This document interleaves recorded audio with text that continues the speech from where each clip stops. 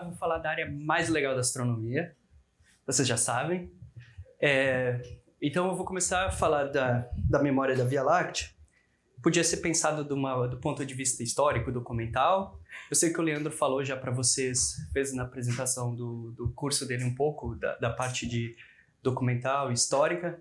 Então, a minha ideia mesmo de falar de memória da Via Láctea era como, utilizando propriedades das estrelas, a gente acessa a formação e evolução da galáxia. Então, a memória é do ponto de vista de utilizar a informação que a gente tem das estrelas para acessar a história da galáxia. Então, eu vou fazer uma trajetória com vocês, tentando mostrar um pouquinhozinho só de cada uma dessas coisinhas da história da Via Láctea, do que tem sido contado nos últimos anos. Bom, essa é uma visão da Via Láctea, acho que é um bom ponto para a gente começar, feita pelo Gaia. Tem aproximadamente aqui 1,8 bilhões de objetos, é muita coisa, trabalhar com grande quantidade de dados. E aqui a gente vê algumas coisas. Então, isso é um bom ponto de começo, que quando vocês olharem essa figura no futuro, vocês vão saber identificar algumas coisas daqui. Então vamos começar por aqui. Essa é a visão artística, né? Como se a gente pudesse olhar a galáxia de fora, né? Como se a gente pudesse olhar de cima a nossa galáxia. A gente não tem como fazer isso, né? As missões que a gente manda, as naves, por exemplo, as Voyager, mal saíram ainda do sistema solar. Então imagina a gente conseguir sair para fora. Mas como a gente monta essas imagens? Bom, a partir de estudos a gente vai traçando, né, as estruturas da galáxia e depois a gente vai tentando entender. Uma forma de ver isso, por exemplo, é nesse videozinho curto aqui, que a gente tem uma visão mais ou menos da galáxia, e aí, a partir da distribuição de estrelas, utilizando um código para estimar a distância das estrelas, a gente consegue ver direitinho a barra aqui da galáxia, que esse é o código Star-Horse, que é utilizado para estimar distâncias das estrelas, né? Então, esse é um bom jeito da gente ir mapeando a estrutura e ganhando informação sobre qual é a estrutura da nossa galáxia.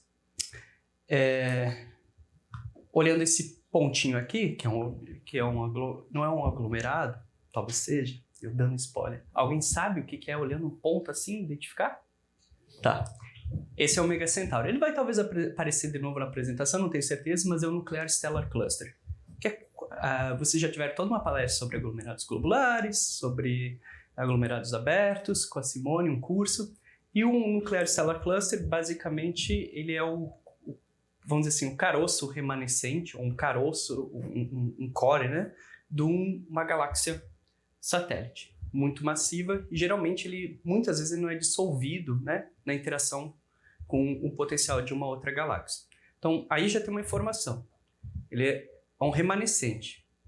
A nossa galáxia é canibal, ela come outras galáxias. Esse é o primeiro ponto que vocês vão ver muito aqui. E esse remanescente está na nossa galáxia. Esses outros duas estruturas aqui, vocês sabem quais são? Oi? Chuta aí, tá tranquilo. Isso, as nuvens de Magalhães. A pequena e a grande nuvem de Magalhães. Claro, esse não tem como a gente ver porque precisa um processo longo, né? Mas no centro da nossa galáxia aqui, a gente tem a gente consegue medir a posição das estrelas, né, ao longo do tempo, e identificar o buraco negro central da nossa galáxia, né? Tendo distância desses objetos, a gente consegue identificar a distância que o Sol está, por exemplo, do centro da nossa galáxia, desse centro para o buraco negro central. E a gente também tem essas regiões mais obscuras aqui. Você sabe o que são? Essas regiões mais obscurecidas aqui, a gente tem tanta estrelinha e de repente uns... Oi? Poeira. Ou poeira que está no meio interestelar, né? Ao longo da linha de visão. E a luz das estrelas, meio que essa poeira é tão densa, né? Que a luz das estrelas meio que ela interage com esse meio, e aí parte da luz dela, do visível, né? Do azul, é absorvido por essa nuvem e remetido em várias direções. Então, muitas vezes a gente não recebe a quantidade total da radiação das estrelas, desses objetos nessa região, porque ele é espalhado, né? Isso é um efeito que a gente chama de avermelhamento também, que ocorre. Mas aqui a gente então tem, vendo a visão, né? Podia ter mostrado na primeira imagem, a gente tem o disco da galáxia, aqui o bojo, E essa região mais externa, aqui em cima, que tem menor quantidade de estrelas, a gente chama de halo. É onde está parte tanto um pouco mais recente quanto parte mais antiga. Vocês vão acabar vendo que, na verdade, a parte mais antiga da galáxia, na verdade, está no centro dela. E boa parte do que a gente vê foi através do Gaia. O Gaia teve uma revolução. De 2017 para cá, basicamente toda a história da galáxia foi, em certo ponto de vista, recontada. Quando eu digo isso, não é exagero. Foram 13 mil artigos até 2025 utilizando dados do Gaia. Acompanhar a literatura tem sido um trabalho de Hércules, assim, porque tu pode acompanhar na tua área num ponto específico, mas um passo para o lado tu já não sabe o que está acontecendo, porque são centenas de artigos para cada tópico. Foram mais de 3 trilhões de observações, porque cada objeto é revisitado várias vezes, né? São mais de 2 bilhões de objetos, ou aproximadamente 2 bilhões de objetos, mais de 142 terabytes de dado, né? Claro, tá ainda compressed, né? Tá, vamos dizer, zipado, para não utilizar o termo. E só para vocês terem uma ideia. Então, esse é um ponto. E por que a missão também tem um sucesso tão grande para a área de galáctica e de estelar, né?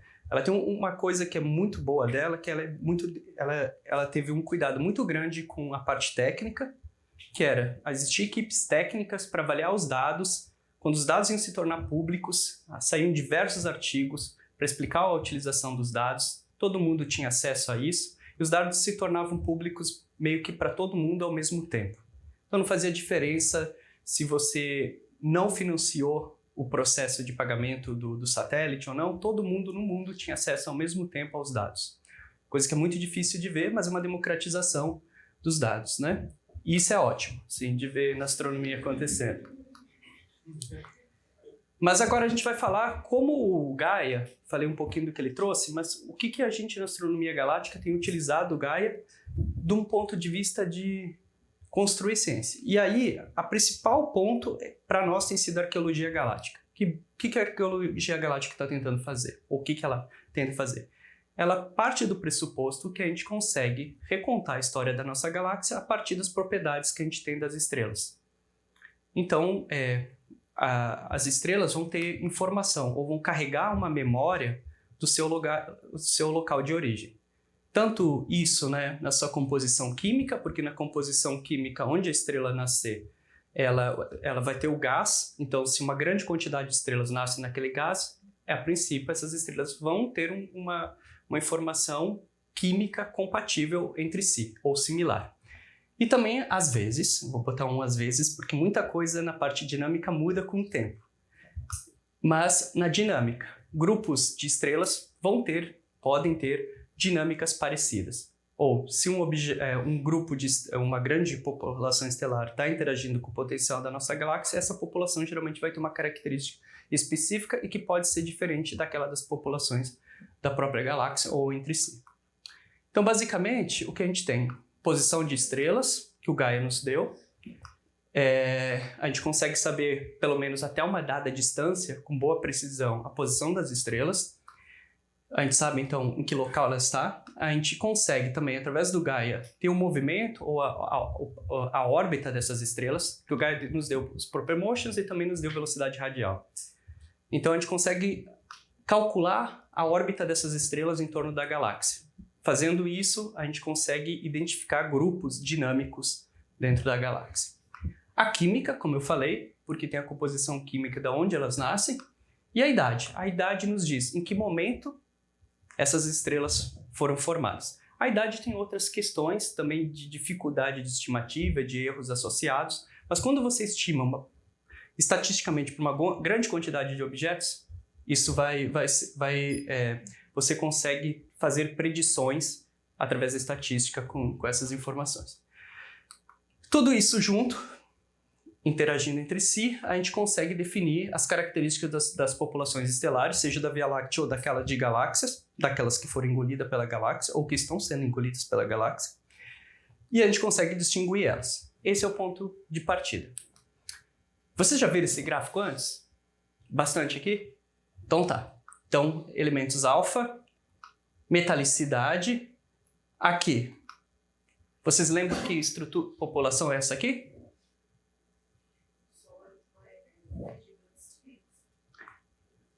Não, porque aqui tem tudo misturado. Anã, gigante, tudo. Alguém lembra? Senão eu explico tudo. Vamos fazer uma lembrança, então? População, elementos alfa, né? Pode ser oxigênio, magnésio. Aqui vai ser a metalicidade, que é um proxy, né? A metalicidade, o ferro utilizado aqui é um proxy da metalicidade. E aqui a gente tem uma população. Essa população é o disco espesso da Via Láctea, que a gente vai entender um pouquinho mais. Essa outra população que a gente está vendo aqui é o disco fino da Via Láctea. E aqui a gente tem o halo da Via Láctea, predominantemente uma população que foi acretada pela Via Láctea. Aqui existe uma região que é uma mistura, tanto da população antiga da Via Láctea quanto dessas de acreções. Então é mais turbulento fazer distinções nessa região. Agora, digamos que a gente pega uma estrelinha, uma daqui e uma daqui. Se a gente vai olhar as propriedades orbitais dela, se a gente roda a órbita dela em torno da galáxia, a gente vai ver que essas estrelinhas que são do disco fino, geralmente elas têm uma característica, que é órbitas bastante circulares, pouco excêntricas, próximo ao plano da galáxia. Se a gente pega já uma estrela daqui, do disco espesso, a gente já começa a ter órbitas com outras características, não tão circulares, que já começam a ter uma excursão a partir do plano do disco.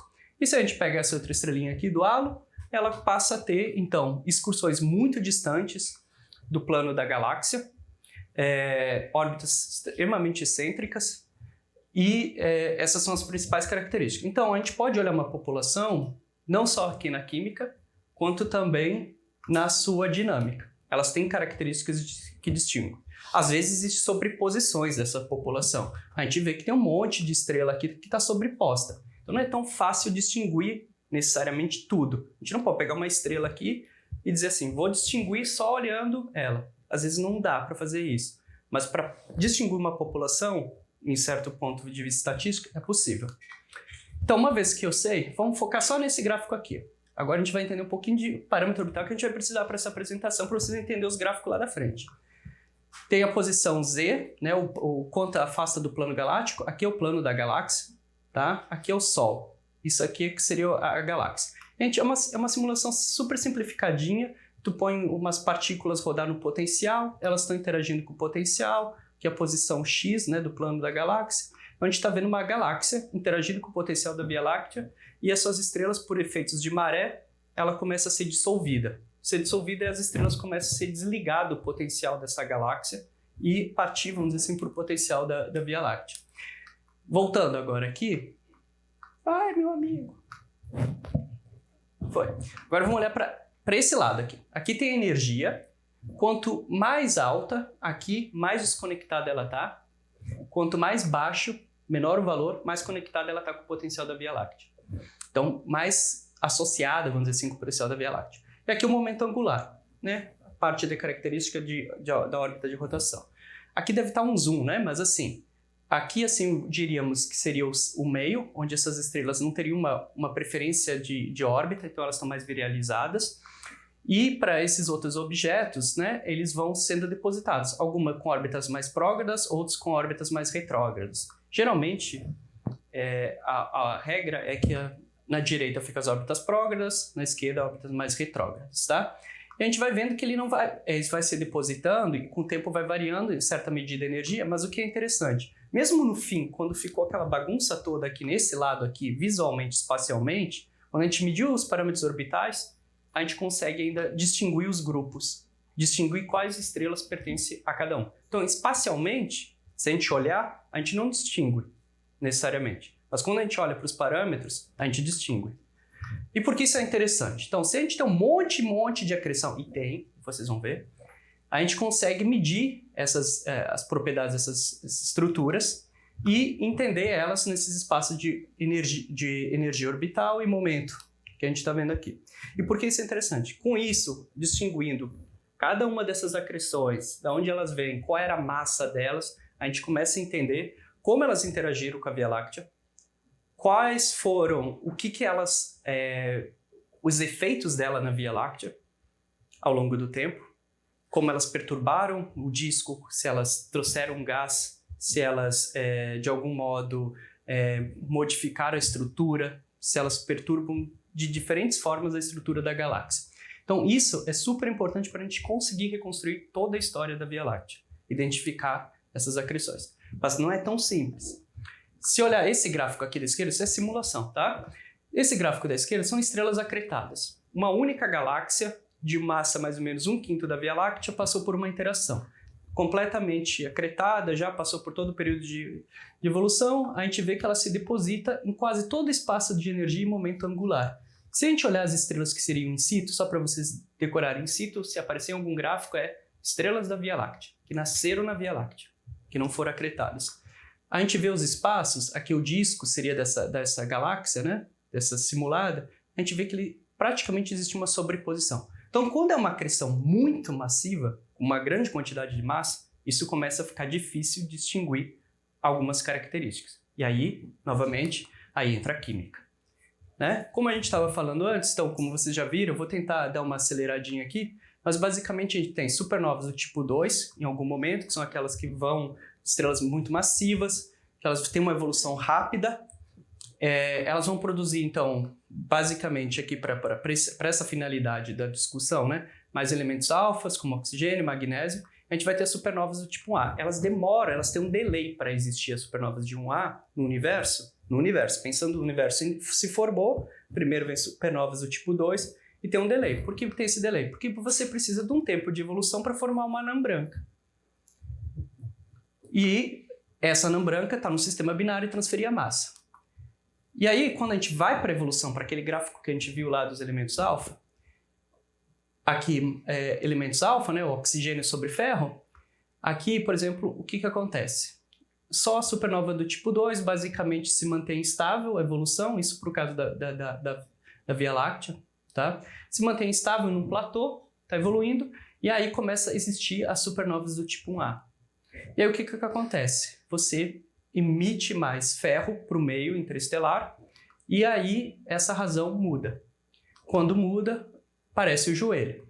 Isso para uma escala. E aqui a escala de metalicidade que pode estar associada ao tempo, porque conforme vai enriquecendo, vai largando mais metais no meio, as estrelas que se formam nascem mais ricas. Então aqui tem uma escala de tempo. Não é uma relação 1 por 1, tá, gente? Estrela que tem -1 pode ter formado num canto da galáxia, pode ser formado no outro, então tem diferenças no gás, tá?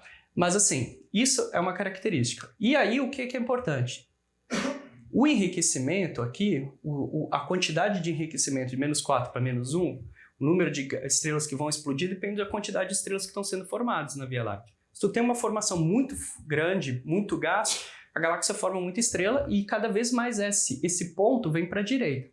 Agora, galáxias com pouca massa, baixa quantidade de gás, que não estão passando por uma evolução acelerada, elas produzem pouco e esse joelho passa lá para trás. E aí, quando isso acontece, a gente consegue distinguir algumas populações. Que galáxias satélites? A LMC, a química da LMC, a SMC, do Gaia Salcincello, que vou mostrar para vocês depois um pouquinho, Sagitários e Fornax. O que acontece? O joelho está lá atrás, ela caindo aqui, e ela tem um repique, por causa que ela tem um burst de formação por causa da interação com a Via Láctea. Né? Tanto a LMC quanto a SMC, aqui o GSE, que já foi dissolvida há 10 bilhões de anos atrás, ela está aqui, Sagitários e Fornax. Cada uma delas tem trajetórias distintas, mas tem sobreposição. Se tu olhar o GSE, que tem uma massa, embora seja superior de Sagitários, tem sobreposição em certa parte. Então, se eles estiverem em um espaço próximo, não dá para fazer essa distinção necessariamente via química. Aí precisa de órbita. Então, é complementar. Tá? Às vezes também não necessariamente é possível. Mas, por exemplo, do GC para já da LMC, já dá para ver que é mais alto. Boa parte da população vai ter uma parte aqui que vai estar mais associada, mas boa parte não. Então você consegue distinguir essas populações. E aí você vê também que o joelho, onde inicia, né, de muitas dessas populações, vai ser diferente ao longo do tempo por causa do gás que elas têm. Então a gente está passando por essa revolução, e aí que a gente vai entrar nessa nova história da Via Láctea. Aqui uma escala de tempo do que a gente vai ver. Formação da Via Láctea de um disco primevo, já nos primeiros bilhões de anos da galáxia, coisa que a gente não entendia e não sabia, isso só apareceu agora nos últimos 2 anos ou 3 anos, que existe um disco muito antigo na Via Láctea, que se formou. Isso seria por volta de 12 bilhões de anos, Aqui eu coloco uma imagem, essa imagem é do James Webb, que tem para uma galáxia que já formou o disco, e é interessante porque a gente olha isso na Via Láctea, o pessoal começa a procurar fora, e vice-versa, né? Mas tem essa relação. E aí tem a formação de galáxias, isso aqui foi 12,8 bilhões de anos ela teria essa galáxia, ela já teria disco sendo formado, coisa que não se esperava até recentemente. Mas a gente viu na Via Láctea, também está sendo visto no universo distante. A gente tem o Gaia Sausage Enceladus. Para você saber, o Gaia Sausage Enceladus foi uma galáxia que tinha aí aproximadamente entre 1/5 até 1/8 da massa da Via Láctea naquele momento da interação. Ela passou a interagir com a Via Láctea cerca de entre 11 e 9 giga-anos. A gente não tem precisão de idade para saber direito quando foi esse evento, mas é um evento que foi muito disruptivo para a Via Láctea, tanto para a formação de discussão de como o disco, né, da Via Láctea, o disco espesso foi formado, se formou um starburst na Via Láctea, embora ainda a gente não tenha evidências robustas de um starburst, mas todas as simulações apontam que deve ter existido um starburst na galáxia, como o halo interno da Via Láctea se formou, e mais outras estruturas do disco. Posteriormente, agora já indo para 5 giga-anos, a gente começa a ter os Stars Strings, que ainda permanecem vivos, vamos dizer assim, na nossa galáxia. Um deles é Sagitários, que é uma galáxia satélite, que ele cobre basicamente boa parte do céu, assim, dá para ver, ele cobre, vou mostrar uma imagem adiante, mas dá para ver ele ao longo de todo o céu, dá para ver o número de órbitas aqui que ele já teve, né, ao redor, vocês vão ver uma simulação depois. E como ele perturbou o disco da galáxia mais recentemente, e a gente enxerga essas perturbações do disco, e como ele afetou também a taxa de formação estelar, porque você perturba o gás da galáxia, a galáxia forma mais estrelas. E mais recente ainda, a gente tem a nuvem, a pequena e a grande nuvem, que só agora a gente está conseguindo identificar que elas estão num pericentro, ou passando pelo primeiro pericentro delas com a Via Láctea, né? Que elas vão ser acretadas pela Via Láctea eventualmente, né? E isso, como elas já estão perturbando, né, a passagem delas está perturbando o halo da nossa galáxia e afetando a órbita de Strings, afetando a órbita das estrelas do halo, e como a gente enxerga isso. Então, vou começar por esse ponto aqui, 11 giga-anos. Gente, eu preciso saber o horário. Alguém tem, só para eu saber quantos minutos eu gastei até aqui, porque eu falei um monte. Tá, eu vou até... Tá indo, então tá. Então vai dar. Tá. Aí, no primeiro momento, a gente tem essa faixa aqui do universo, da Via Láctea, vai ser muito difícil recuperar. A gente tem que... Não sei se a gente vai ter, no momento, talvez nos próximos 20, 30 anos, como fazer isso. Porque aí você vai precisar de espectroscopia de super alta resolução, de grande quantidade de objetos. Então, isso talvez não seja possível tão cedo. Mas seriam os primeiros agrupamentos de galáxias, simulações, tá? Todas essas imagens que são simulações embaixo, seriam os primeiros agrupamentos, formam o protodisco. Essa parte aqui é a que a gente está começando a ter evidência. Então, tem o protodisco da Via Láctea, que foi dado vários nomes diferentes. Kraken, Koala, Heracles, Aurora, Poor Old Earth McQuay e recentemente Pangu. Mas tudo isso é nomes diferentes para a mesma coisa. O que acontece e por que é nomes diferentes para a mesma coisa? Os primeiros trabalhos a fazer isso foram com aglomerados. Se observava os aglomerados e se calculava a órbita dos aglomerados em torno da Via Láctea. Então aqui a gente tem excentricidade, aqui embaixo está deslocado, mas é o apocentro para os dois, tá? Aqui a gente tem os mesmos aglomerados e eles estão separando duas estruturas. Uma que eles chamam de Kraken, o Release de Kraken, né? E o Gaia Enceladus. Então aqui o que a gente está vendo, assim, excentricidade, quanto mais alta, mais órbitas mais elípticas, e quanto o apocentro é a máxima aproximação, ou aproximação maior para o centro da galáxia, né? Em relação ao centro da galáxia. Então o que eles fazem é utilizar alguns desses espaços para selecionar quais desses aglomerados pertencem a uma estrutura ou outra, classificar essas estruturas. Então, eles fazem isso, classificam para o Kraken, classificam para o Gaia, e depois eles põem uma relação idade e metalicidade para estimar algumas propriedades, como a massa.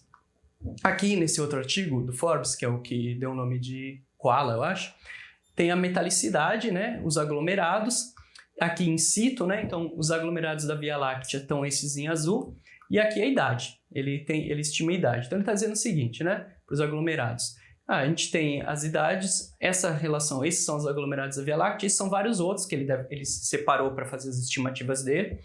Mas aqui tem um ponto. Já o primeiro ponto que chama a atenção, que é para vocês pensarem. Tá vendo que tem 1, 2, 3, 4, 5 aglomerados da Via Láctea entre menos 1,5 e menos 2,5? Porque a maior galáxia do grupo local vai ter só 5 aglomerados e todos os outros aglomerados vão estar em galáxiazinhas pequenas, que contribuíram menos. Porque toda a contribuição de aglomerados da Via Láctea só faz sentido se for esses daqui de alta massa. A gente não produzia aglomerado aqui e do nada a gente produz um monte.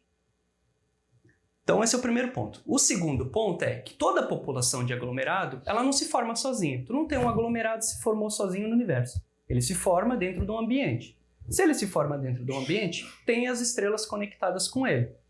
Ou seja, uma galáxia. A questão é, se você tem essa estrutura aqui, e você viu que a química é diferente para algumas delas, para a maioria das galáxias, aonde estão as estrelas que a gente não encontra? Não existe nenhuma população química para essas estruturas que seja diferente do que a população da Via Láctea. Então, as pessoas ficam tentando atribuir nomes, criar estruturas que não necessariamente existem. E aí vamos seguir. Na história, esse outro artigo, o que eles fizeram foi separar uma região. Não é a região mais interna da Via Láctea, onde está a população mais antiga, onde esses aglomerados geralmente estão, mas ela serve de base para entender. Aqui, nesse gráfico, então, tu seleciona no espaço de energia e momento angular, que é o gráfico de esquerda, vocês vão ver muito. Seleciona uma região aqui. Essa região é mais focada no halo, ou no lugar Encélados. Essa região é mais do disco da Via Láctea, tá? Então, ele seleciona umas estrelas para ver a população. E aí, o que você vê, nessa faixa mais de metalicidade aqui, que eles estão focando nessa região, é que as estrelas que você tem nessa região, porque é acretado, ou o que vem do GC, porque basicamente tudo ali é do GC, do lugar Encélados, vai ser diferente quimicamente. Mas dentro do que é mais interno da Via Láctea não tem distinção nenhuma. Não existe duas populações, não existe diferença química nenhuma das estrelas. Então esse foi um primeiro ponto que mostrava assim, estamos indicando que existe uma população mesmo mais pobre nessa região. E aí, outros artigos como o do Rix e esse, porque eu peguei por causa que o gráfico estava melhor, mas vamos focar nesse gráfico aqui. Isso é uma distribuição em coordenadas galácticas, tá? Longitude e latitude. Então aqui é o disco da galáxia. Lembra aquela imagem que vocês viram do Gaia? É aquela mesma distribuição. Então aqui a gente está focando mais no centro, na região. Então, as estrelas que são mais pobres em metais, aquelas bem pobres, assim, -3 a -2, onde a gente tem assim, alguns milhares, talvez, de objetos conhecidos. Não é nem as centenas, talvez dezenas de milhares de objetos conhecidos. Aqui está dizendo, 23 mil conhecidos. Ela está toda centrada bem no centro da galáxia. Essa população aqui, né, é que é esperada ser aquela população do disco primévo que é aquecido. Toda ela é formada muito cedo na Via Láctea. Mas se você seleciona essa população aqui, né, que talvez seria a população ligada a esses aglomerados aqui, ela não tem diferença química nenhuma da Via Láctea. Então, esse é o argumento de que todos aqueles nomes estão falando da mesma coisa. Tudo isso está falando da Via Láctea inicial, só são um monte de nome, cada um tentando criar um nome novo e dizer que descobriu alguma coisa. Mas isso é a proto-Via Láctea, né? Proto-Via Láctea basicamente é uma distribuição de estrelas virializada no centro da galáxia com metalicidade muito baixa. Essas são as primeiras estrelas da Via Láctea, vão estar nessa região. É uma região muito centrada no centro da galáxia. Aqui não parece porque a gente está vendo em coordenadas galácticas, mas se a gente tivesse a distribuição num espaço x, y, z, ela está, por exemplo, o Sol está 8 kiloparsec, essa população se encontra mais ou menos restrita a 3 kiloparsec, ou mais ou menos, acho que até menos, 2 kiloparsec do centro da galáxia, num raio. Então ela está muito no centro. E aí a gente vai para o disco primordial. Como eu disse, tem muita referência, eu nem botei todas aqui. E aí, a discussão é, existe um disco primordial ou não na Via Láctea? Né? Porque parece que existe, mas é difícil dizer que existe. Nesse artigo aqui, utilizando uma quantidade de estrelas, isso para metalicidade, só estrelas e metalicidade menos 2,5, novamente. questão de, aqui nesse caso, sei lá, 7, 8 mil estrelas. Aqui a gente está vendo o action em Z. O action em Z é uma forma que a gente que utiliza quando a gente está calculando propriedades orbitais. Os actions permitem, a gente tem informação, né, da órbita da galáxia. O action em Z, mais ou menos, ele fala da energia ou do movimento associado ao quanto essa estrela sai do plano da galáxia. Então, quanto menor, mais próximo de zero, está no plano, quanto mais alto, mais afastado. E o J aqui pode ser traduzido como momento angular, porque a relação do action de J, do momento angular, é muito similar ao momento angular aquele outro que a gente viu. Então o que a gente está vendo aqui, e dá para ver pela cor da excentricidade, é que realmente aqui são as estrelas mais excêntricas, nessa região mais central, que são as estrelas que não têm uma órbita muito definida. Quando você vai mais para a esquerda ou mais para a direita, é que vem o momento angular aumenta, e aí significa que você tem uma rotação, ou uma rotação retrógrada, ou uma rotação prógrada. Nesse caso, o que os autores apontavam, a primeira coisa existem estrelas com órbita de disco e órbita retrógrada, para essa faixa de valores, assim como prógrada. Então, a discussão começou se essas estrelas de disco, o disco já estava formado há muito tempo na Via Láctea. Esse outro artigo do Belazzi, o que ele faz, e o que dá para ver é o seguinte, parece que no começo, até menos 2.5, eles não conseguem chegar a um trend. Obviamente, dados, tem problemas de viés observacional, vai ter problema de erro nas estimativas, não é para levar 100% tudo a sério ao pé da letra que está definido, tá?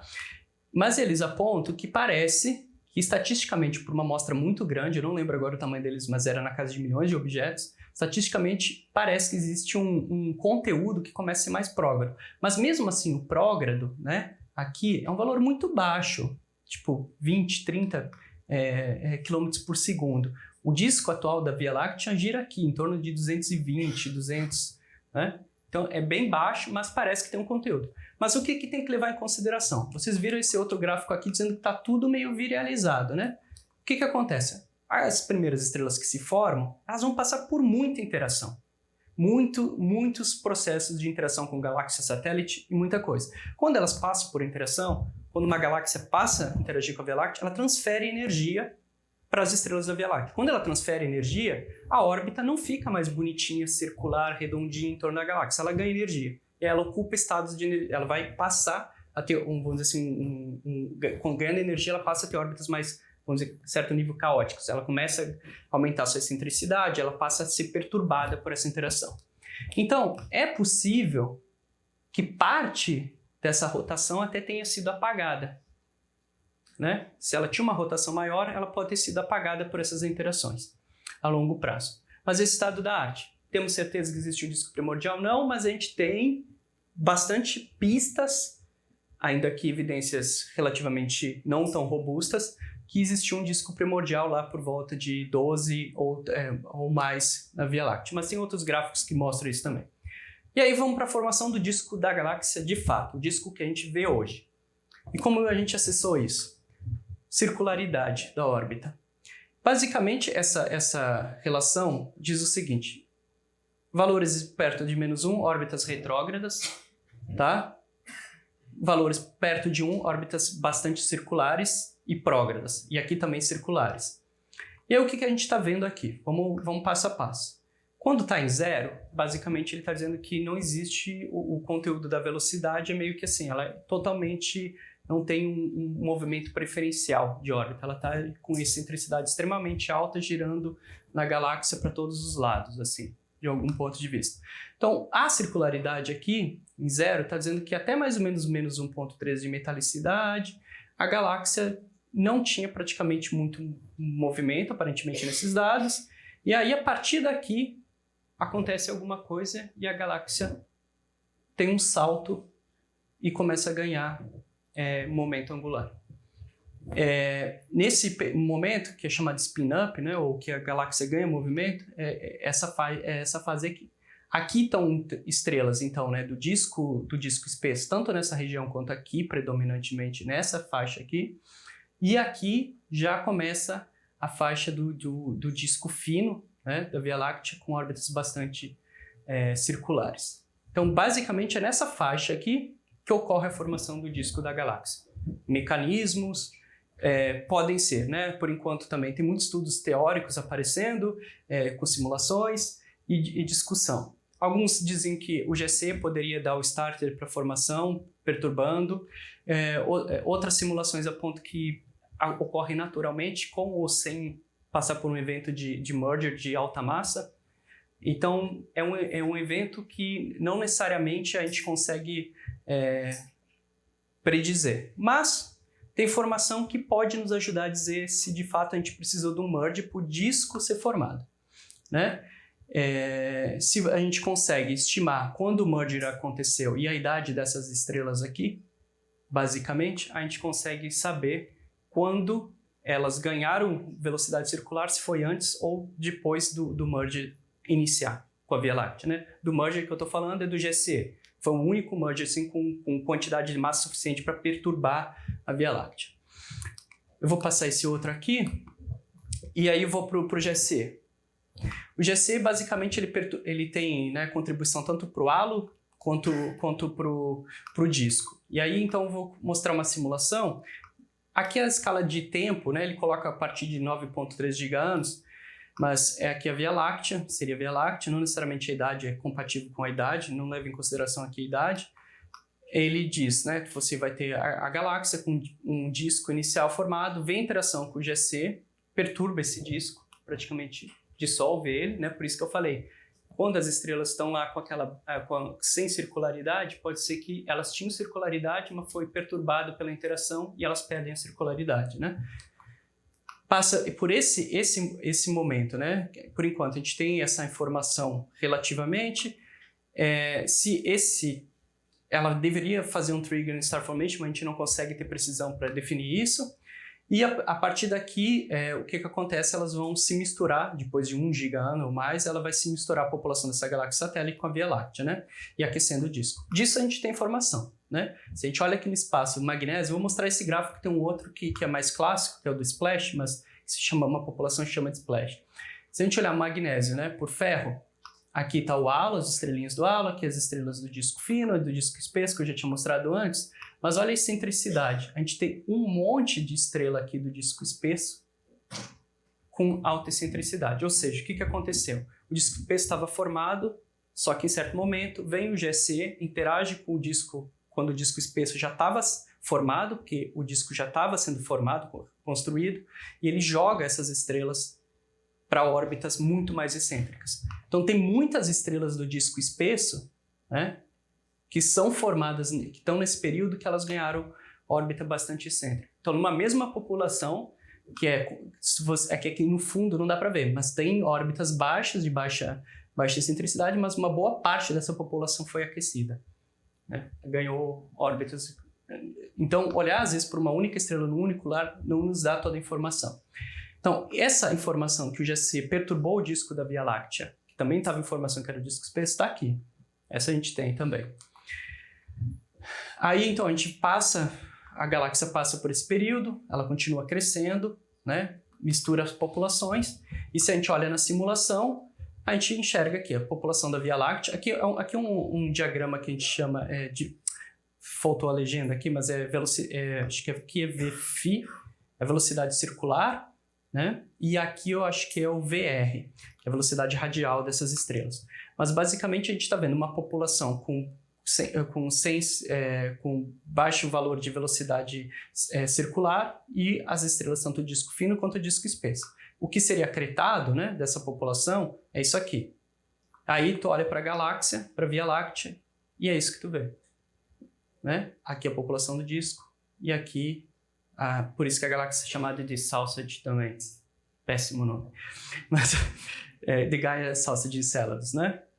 Aqui, essa região aqui, então, seria essa contribuição desse evento. Então, um evento contribuiu significativamente para um monte de coisa na galáxia, da evolução da galáxia. Indo para esse mesmo evento, simulações de 2003, porque elas ajudam a visualizar, o que acontece? Como a galáxia passa a interagir com o potencial da galáxia, ela vem, interage, começa a formar essa estrutura filamentar aos poucos, conforme ela vai interagindo, passando. Com o tempo, né? Quando ela chega no apocentro da órbita dessas estrelas, elas se comprimem nessa região.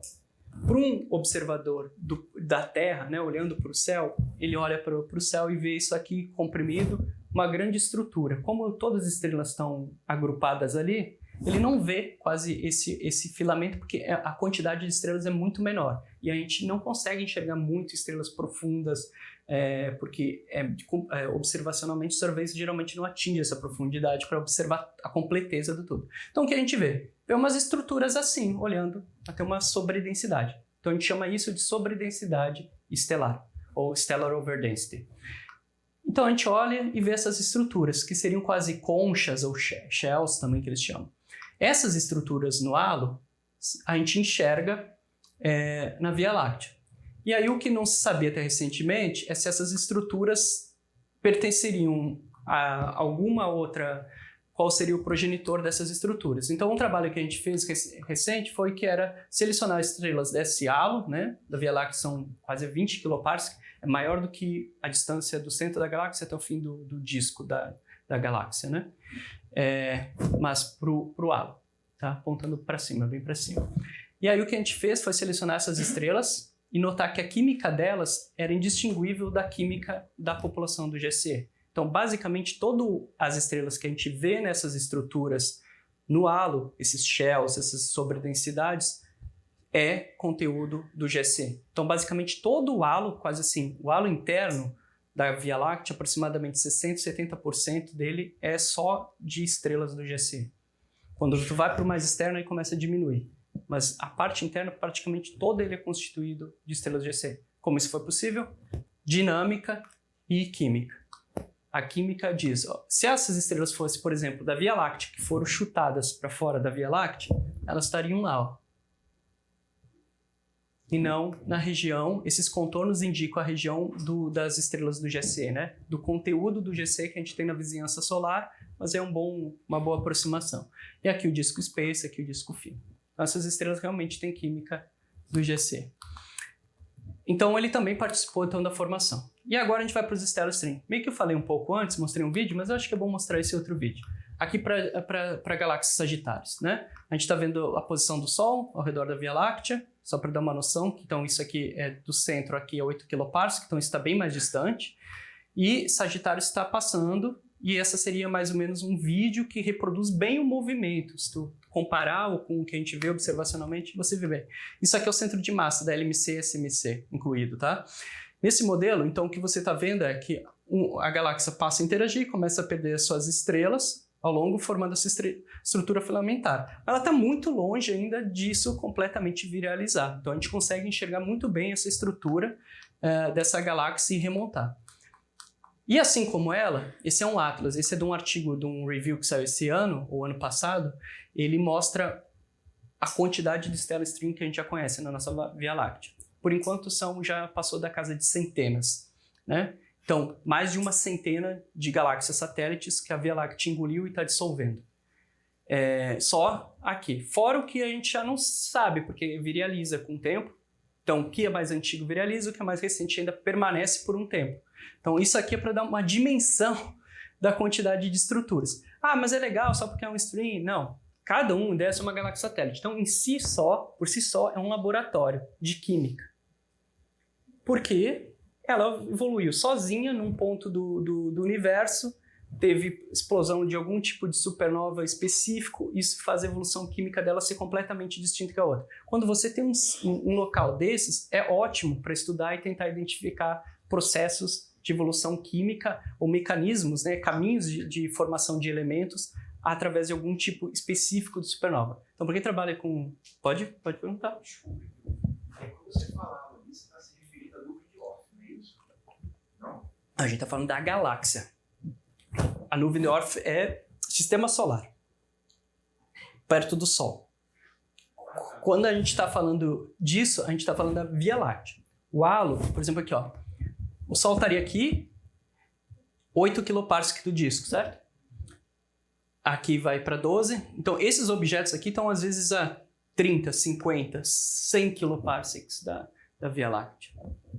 Tá? Então, esses streams são correntes de estrelas, né? Estrelas que estão pela Via Láctea. Então, tudo isso são galáxias satélites que estão interagindo com com potencial e que a gente recuperou boa parte graças ao Gaia. Parte também tinha surveys profundos, como o Dark Energy Survey, que contribuiu muito para isso também. Então, além disso, você ter todos esses streams, pensa você colocar isso tudo para rodar junto num potencial da Via Láctea para tentar estimar a massa da Via Láctea. Isso é perfeito para conseguir fazer o constraint, restringir a massa da Via Láctea, a quantidade de matéria escura que a Via Láctea tem. Além disso, ajuda a entender um pouco as partículas de matéria escura, porque como os streams são afetados, se surgem buracos nos streams, pode ser que às vezes está passando pequenos clumps de matéria escura por eles que afetam e eles criam esses gaps pequenos. Então, tudo isso ajuda a entender também. É um laboratório também para quem trabalha com matéria escura. Tempo só para eu saber? Tá. Bom, aqui dá para ter uma visualização, vocês viram no stream, mas basicamente uma informação importante, Sagitários, é isso. Vou focar aqui.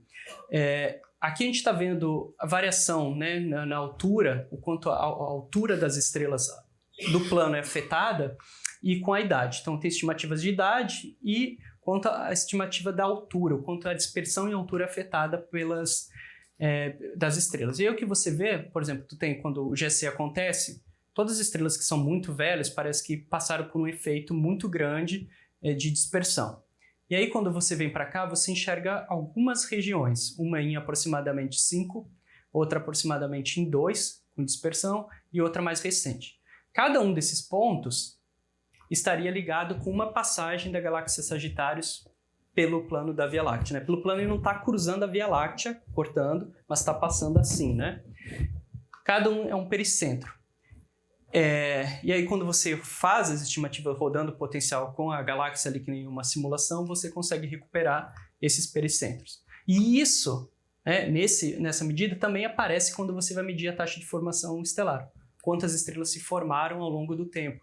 Você mede a quantidade de estrelas que tem, através da idade, e aí você vê o seguinte, tem um pico, aproximadamente 6, outro artigo, tá? Não tem nada a ver. Não é os mesmos autores, não é nem a mesma metodologia, completamente diferente. Tem, claro, estimativa de idade? Tem, mas esse está medindo escala de altura. Outra grandeza que só tem a ver com quanto afastado está do plano da galáxia. Mede em aproximadamente 6, que a taxa de formação estelar aumentou, um pequeno deslocamento, mas idades não são precisas, né? Tão precisas. Outro pico por volta de 2 giga-anos, que é o mesmo pico que o outro autor aqui vê. Outro pico mais recente, aqui tem um pequeno deslocamento, aqui estaria com mais ou menos 1 bilhão de anos, por outro autor é um pouco mais recente. Mas isso, idade. E aí ele está mostrando que Sagitários, a interação com ele, não só perturba o disco da Via Láctea, né? A gente está vendo aqui, como também aumenta a taxa de formação da Via Láctea. Ou seja, o gás é perturbado, faz com que a Via Láctea produza mais estrelas a partir dessa perturbação. E aí a gente também tem estrelas sobre densidades estelares próximo do disco, né? Tem várias. Isso aqui é a Via Láctea, a parte aqui não está observado pelo survey, não foi observado. Esse é um survey de fotometria Pan-STARRS. Em azul, objetos mais próximos, em verde, esse ano aqui, mais ou menos intermediários, e vermelhos bem mais distante. Então a gente está vendo que tem umas estruturas, quase até filamentar aqui, ó.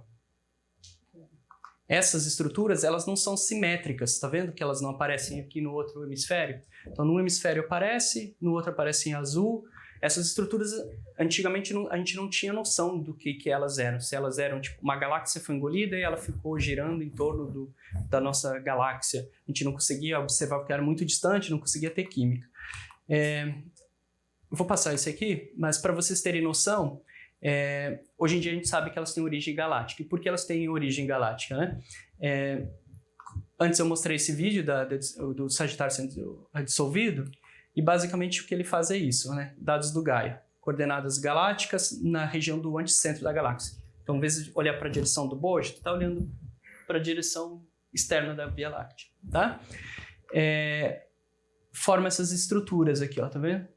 Cada passagem ou estrutura faz com que jogue estrelas do disco da galáxia para fora. Aquelas estruturas que a gente vai enxergando ali na verdade, são estrelas do disco da galáxia que em algum momento, por causa da perturbar o disco, elas meio que foram sendo jogadas para fora do plano da Via Láctea. Então, isso foi visto com coisa. Ainda tem trabalho a ser feito aqui, tipo, a gente não sabe em que momento. Se a gente pega as idades dessas estruturas, talvez a gente consiga também ajudar a restringir o momento que isso acontece e ter certeza que está relacionado ou não com o evento, né? Também tem isso. Por fim, só um gráfico da LMC e SMC.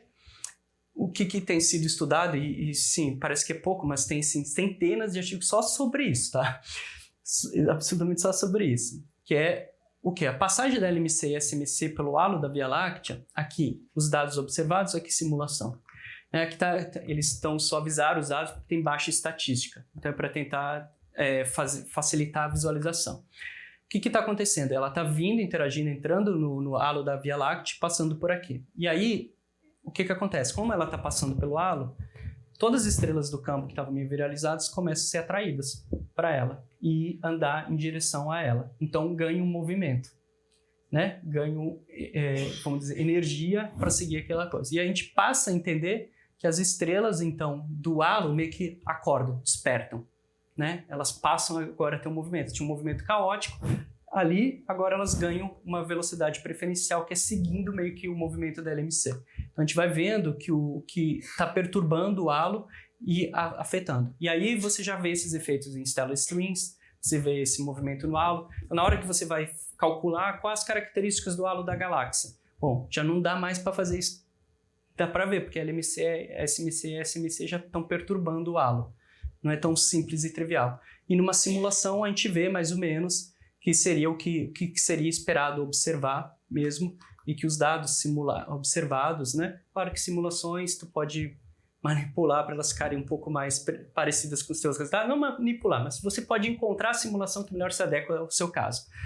Então, mostrando esse tipo de comportamento.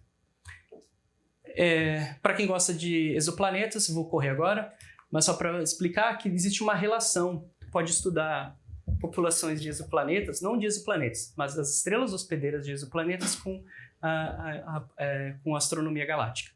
Uma forma dessas a gente pode tentar pegar a lista de estrelas hospedeiras de planetas e entender a que componente da Via Láctea elas pertencem, em que ambiente eles se formam, porque a química vai ser diferente, e isso vai nos ajudar também a entender a formação desses outros ambientes. Então, um trabalho que tem sido feito é distinguir estrelas que seriam hospedeiras do disco espesso e observar e fazer uma análise mais robusta só dessas populações, mas o mais importante é tentar achar um planeta numa estrela que seja extragaláctico. Então seria o primeiro planeta, exoplaneta extragaláctico dentro da nossa galáxia. A gente está tentando encontrar isso. Porque muitas estrelas foram acretadas, não tem por que uma estrela que foi acretada não ter planeta. Então, dentro dos que a gente já conhece, a gente está tentando buscar esse possível planeta que teria sido formado em outra galáxia. Basicamente, a gente fez um estudo, deu na trave, a gente não teve a audácia de dizer que ele era. Ele ficou aqui entre a população, ele tinha órbita, né, do halo, aqui a gente está vendo. Essa aqui é a característica de estrelas do disco fino, aqui são as do disco espesso e aqui é uma órbita de halo. Ele tinha toda a órbita do halo, ele tem 0,95 de excentricidade, que é uma órbita do GSE, ele fica no halo, todas as características, mas essa estrela hospedeira aqui, da BD 2457, a química dela dizia que ela possivelmente era uma estrela do disco espesso.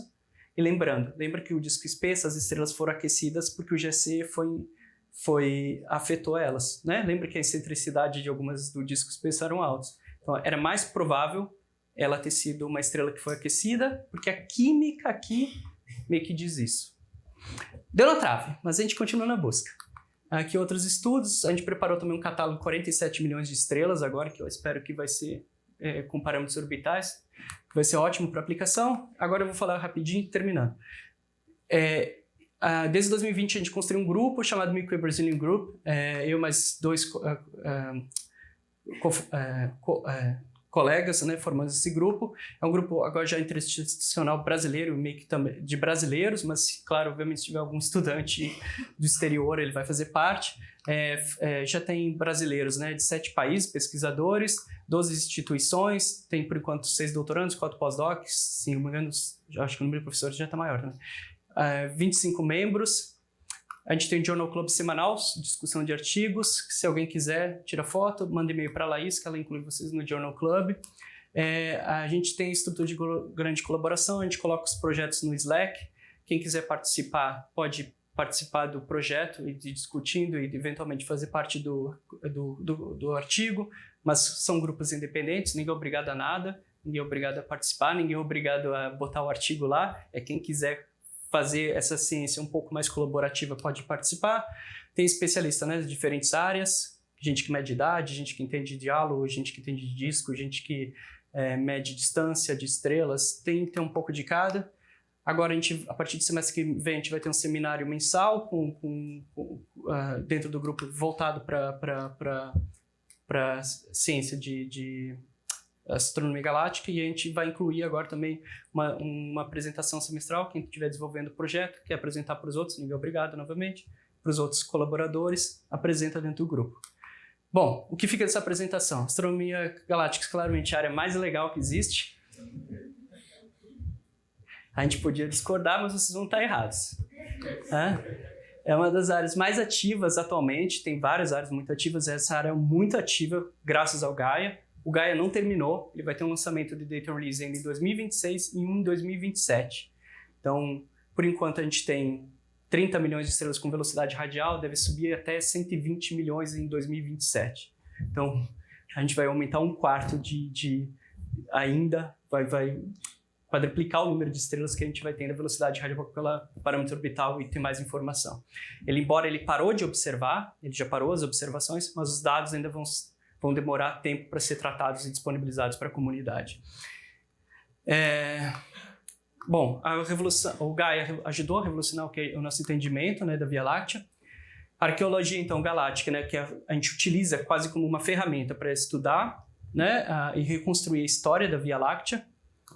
A Via Láctea então, se formou basicamente por fusões sucessivas, e essas fusões são importantes para a gente entender como ela afetou a evolução e formação da Via Láctea. Não tem como dissociar a Via Láctea de todas essas fusões por qual ela passa. Porque é só com essas fusões que a gente consegue reconstruir a história dela. Ainda estamos escrevendo a história da Via Láctea, tem muita coisa para acontecer nos próximos anos, porque tem muitos dados do Gaia ainda para sair, tem muitos levantamentos espectroscópicos agora recentes para sair nos próximos anos. E tem um grupo muito legal aprontando todas na galáxia. Então, se vocês quiserem conversar, perguntar, tirar dúvida para participar do grupo, fiquem à vontade, tá? E aqui o e-mail para contato.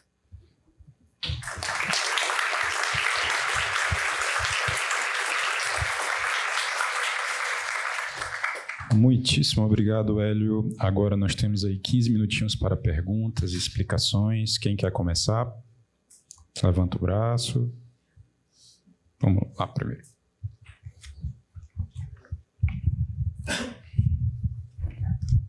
Muito obrigado pela apresentação. Você, no início, estava falando sobre o disco primordial, né? Que a gente tem algumas evidências sobre ele. A gente não tem evidência química a respeito deles, é só evidências dinâmicas. Deixa eu mostrar um gráfico aqui para facilitar a visualização. Pode ser, acho que vem antes. Esse gráfico aqui. A questão é que todas essas estrelas... não, peraí. Vou mostrar um para mostrar com o número, para parecer que eu estou mentindo. Pode ser esse aqui. O disco primordial é antes disso aqui. Antes de metalicidade -2. A gente não tem espectroscopia de alta resolução ou suficiente resolução para medir outras abundâncias além da metalicidade. Então não temos ainda no momento qualquer possibilidade de estudar essas estrelas em grande quantidade para poder tentar fazer essa distinção. O que acontece também? Tá? Enquanto as estrelas não passam pelo evento de começar a ter supernovas do tipo 1A e formar o joelho, por exemplo, você vê o joelho aqui do Gaia Enceladus começa mais ou menos aqui assim, ó, e cai, tá? E começa a cair aqui assim. O joelho do disco espesso começa aqui.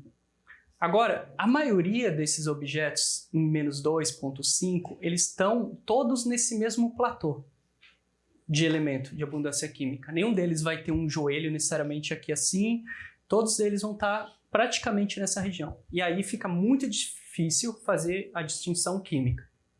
Estou dizendo isso, por exemplo, nesse espaço químico. Vai eventualmente existir outros espaços químicos, outras análises que talvez permitirão no futuro, com precisão, mas aí quando eu digo precisão é muita precisão, mais do que a gente tem aqui, como, por exemplo, com o EPOD, talvez encontrar mecanismo. Tem um pessoal que usa elementos de genética, né? Acho que, não sei se a Simone até falou na apresentação, mas existe gente que tem utilizado elementos de genética para tentar agrupar estrelas pela compatibilidade de elementos químicos entre eles e tentar distinguir populações, isso muitas vezes para aglomerados, dentro de aglomerados distinguir se uma população diferente da outra. Mas tu transportar isso para química e para galáxia é outro nível, porque uma coisa é você fazer isso com 100 estrelas, alguma coisa com questão computacional e com genética. Fazer qualquer coisa assim para centenas de milhares de estrelas, computacionalmente, no momento é inviável, né? Mas basicamente é isso. Não é simples o problema que a gente tem de química para fazer essa distinção. Por isso que fica muita análise do ponto de vista de órbita, né? Embora a metalicidade apareça para a gente fazer a seleção do que é muito antigo, mas a questão é que fica a análise feita a partir mesmo desses parâmetros orbitais das estrelas, porque a gente não tem a química ainda e não sei quando a gente vai ter, talvez, para fazer essa distinção. Ok, obrigado.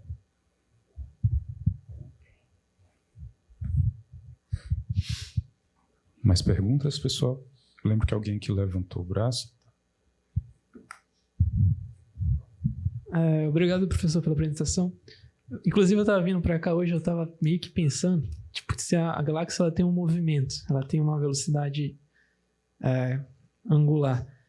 Eu estava pensando se, por exemplo, as estrelas, já que ela também tem esses movimentos, essa rotação, ela tem uma conexão entre esses dois corpos. Se esse movimento que a galáxia faz é influenciado pela rotação das estrelas ou não tem nada a ver. Peraí, eu acho que eu não entendi a tua pergunta, desculpa. É porque a galáxia, ela tem uma velocidade...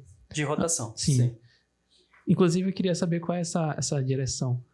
Tá, assim, a questão é, o movimento, a rotação a gente que define, no fim das contas, o que é positivo ou negativo, né? Sim, pode virar como você decidir definir. Mas, vamos dizer, a gente considera que o movimento da galáxia seja prógrado pelas questões matemáticas que foram ao longo do tempo sendo implementadas, que, como todas giram em torno de uma direção preferencial, aquilo seria prógrado. E aí, esse valor, só para tu entender, eu não sei se foi esse o sentido da tua pergunta, vai ter lá que a velocidade típica, pelo menos em alguma parte, né, da Via Láctea, quando ela vai para mais externa, um pouco afastando ali do bojo, vai ser por volta de 220, 210 km por segundo. Mas esse é um movimento, né, das estrelas em torno do centro da galáxia, né? Então, as estrelas que estão se movimentando em torno do centro com essa taxa, com essa velocidade. Não sei se era essa... Sim. Mas o que é que vai definir essa direção, esse movimento? Seria o buraco negro no centro ou não? Ah, não. Isso foi meio que nem eu disse, em algum momento, lá muito atrás, por volta de 11, 12 giga-anos, ela ganhou circularidade. O mecanismo que faz ela ganhar circularidade é que ainda não é tão entendido. Existem vários artigos que propõem. Alguns proporam que podia ser a partir da acreção de gás de outra galáxia, que faria que quando o gás fosse entrando na nossa galáxia, ganhasse movimento por causa de transferência de energia e quando ele é depositado, ele ganha momento angular, né? Ou alguma coisa assim nesse sentido. Mas a gente vê que não necessariamente nas simulações cosmológicas você precisa de um merger ou de um evento para formar um disco.